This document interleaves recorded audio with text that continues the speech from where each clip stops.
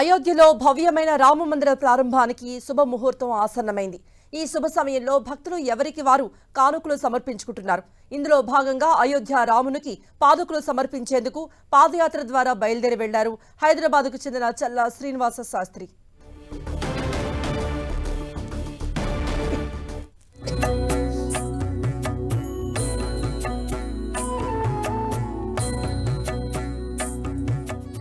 Ayodhya Bhagyanagar Sitarama foundation వ్యవస్థాపకులు ఈ శ్రీనివాస శాస్త్రి రాముడు అయోధ్య నుంచి లంకకు నడిచి వెళ్లిన దారిలో నడుస్తున్నారు.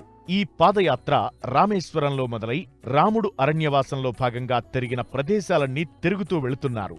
మార్గమధ్యంలో శృంగేరి, కంచి, పూరి, ద్వారకా పీఠాధీశుల ఆశీర్వచనాలు తీసుకుంటూ అయోధ్య వైపు ప్రయాణాన్ని కొనసాగిస్తున్నారు.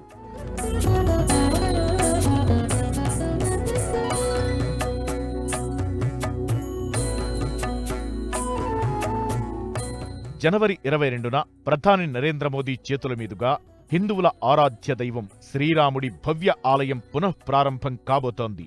సుప్రీంకోర్టు ఆదేశాల మేరకు రామమందిర నిర్మాణం తలపెట్టింది రామతీర్థ క్షేత్ర ట్రస్ట్. ఇందుకోసం దేశవ్యాప్తంగా భక్తుల నుంచి విరాళాలు సేకరించింది.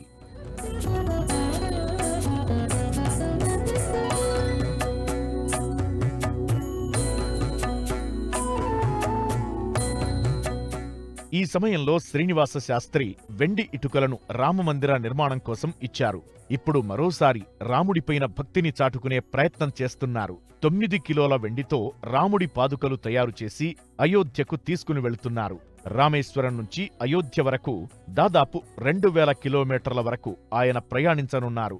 ఈ ప్రయాణంలో భారతదేశంలోని ముఖ్యమైన పుణ్యక్షేత్రాలను దర్శిస్తూ ప్రత్యేక పూజలు నిర్వహిస్తూ జనవరి 15 సంక్రాంతి కల్లా ఆయన అయోధ్య రామమందిరానికి చేరుకోనున్నారు.